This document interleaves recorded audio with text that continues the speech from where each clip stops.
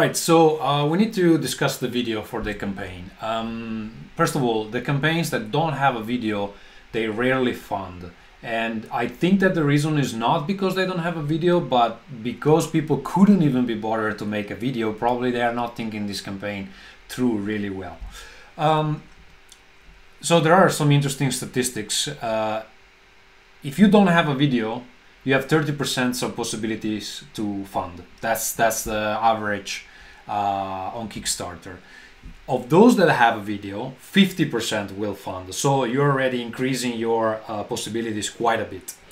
And then if you have a very good video, your chances to be funded increase 20% compared to having a crappy video. So these are things that you should consider. I don't think the video is the main thing. For me, has never been the main thing. I don't think anyone makes the 100% decision to back one of my games because of the video, but I think the video really helps give confidence, helps making them understand the mood of what I'm going for, and it's a very good supporting device, and how that's how I think you should consider it. So I think that the video should be short and to the point. The average on Kickstarter is less than 3 minutes. I personally like to make videos that are about 1 to 1.5 minutes long, including all the logos, all the links to the Kickstarter page, etc. Because I don't think most people have the patience to watch a very long video, but some campaigns do it. I think it's better to split, if you have extra content, to split it in different videos. Even though if you decide to go for a longer one, all the important stuff need to be in the first minute, because if people just watch 1 minute, they need to understand what you're talking about. It can't be like the first minute cannot be just you beating around the bush, trying to introduce what comes later, because some people will never get to later. Just pack everything in the beginning. This is the, I wrote here, follow the same principle of a press release. Now, there are different schools of thought here. I do believe that an effective press release has the very most important information at the very top. If somebody reads only one thing, it needs to be that. Everything else kind of expands on that single information. Imagine a pyramid of information, yeah? Some people don't see it this way. I think they're wrong. So whatever you want to go for, my suggestion is that to pack the important stuff in the very beginning when you know that you have people's attention.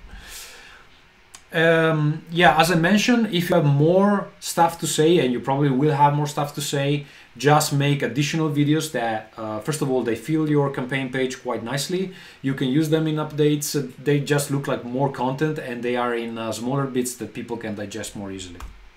Kickstarter suggests to add subtitles. I never do it because I don't want to do it. I don't think it changes much. But it is true that some people watch videos without the sound on. So if an important part of your video is what is said in audio, you should consider subtitles.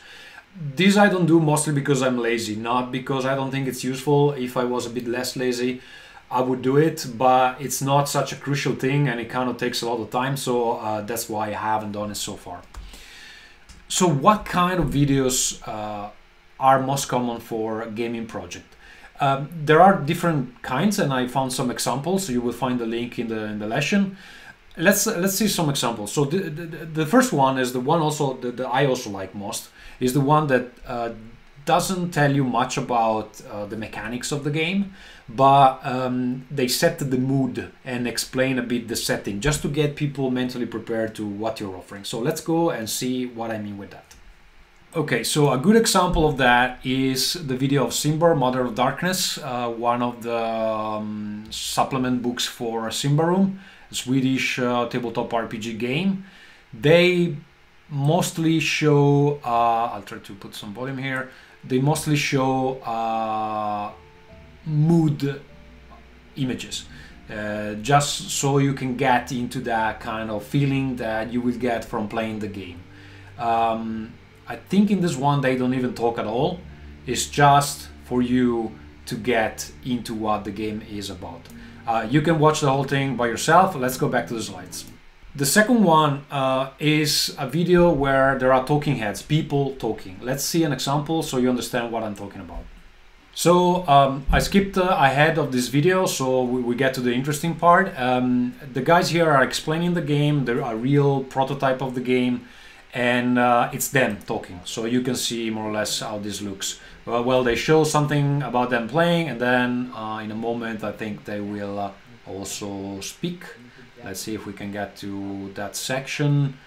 Here it is. So you can see they look at the camera and they tell you why you should buy this game. You can watch the whole thing by yourself. Let's go back to the slides and see another example. Okay, another way to do it is focusing on gameplay and how to play. The previous video we saw does that a bit, but this one is much more focused on that, and I will show you in a moment. I skipped the initial part where they discuss a bit the mood of the game, but then you get to this part where it explains really well how the game looks and how the gameplay works and what you can expect. It shows the components, and then the voice that is telling how it tells you details about the gameplay.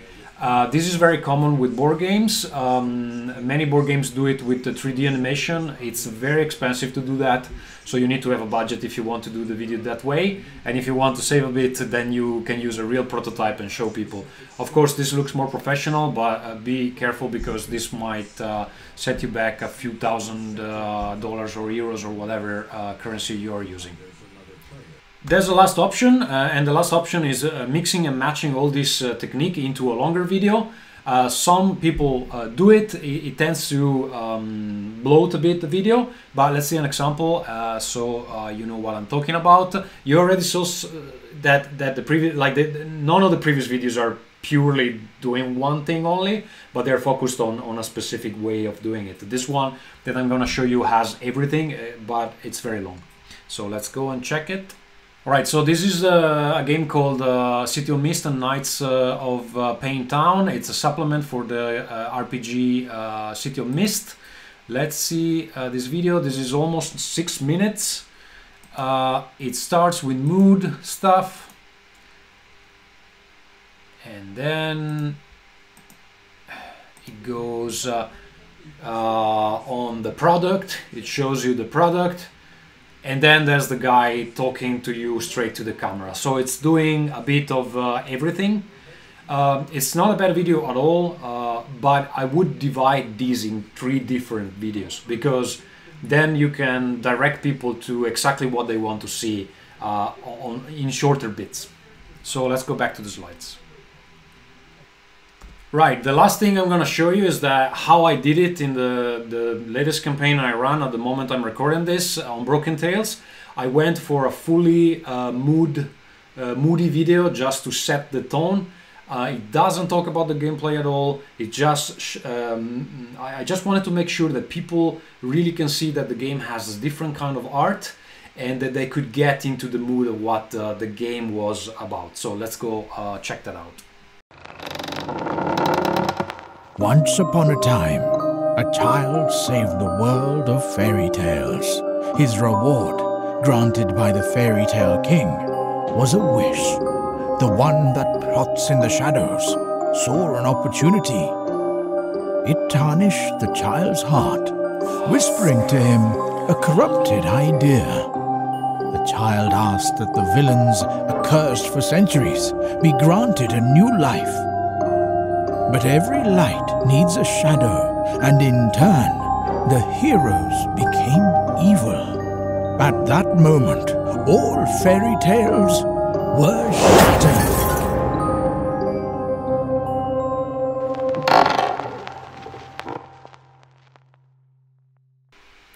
Alright, the interesting thing about this video is that it's 1 minute long. It talks only about the mood. It just shows the mood of the game. It cost me next to nothing because I edited myself. The music was made by my wife. The images were anyway made for the game itself, so I just reused some of the game material, and then it was edited almost completely with Premiere. But we used the After Effects just a bit in the scene where the glass shatters. and I spent almost nothing except my time, which is of course not free, but I didn't have to pay much to do this video, and the campaign did extraordinarily well. So what I want to say is that you do not need to spend a lot of money to make a video that is efficient. Okay, let's go back to the slides. What is the basic structure of a video? If it's not focused just on the mood, then you can do it more or less as I showed you already. These are the questions that I think you need to answer. Why? Why are you making this game? What are the needs that you are addressing with this game? Why we need this game, right? The second one is who. What makes you qualified to address these specific needs that you are just explained? And then the how. What is the game? How are you gonna do that, right? What is that you're offering that is gonna address those needs that you presented in the beginning? And of course, here is a bit, there's a bit of overlap, but what is that people are getting once you explain the how you're gonna do it? What is that people are getting in exchange for their pledges? Here is more of an advanced structure for your video. These are topics that you might want to cover. If the video is if your main video for the campaign is only about mood, you can answer all these questions in other videos. If you have proof that somebody has already enjoyed playing your game, you should somewhat feature it. It could be reviewers, it could be playtesters, it could be quotes from people that have played your previous games or have played this one and want to tell how excited they are about it.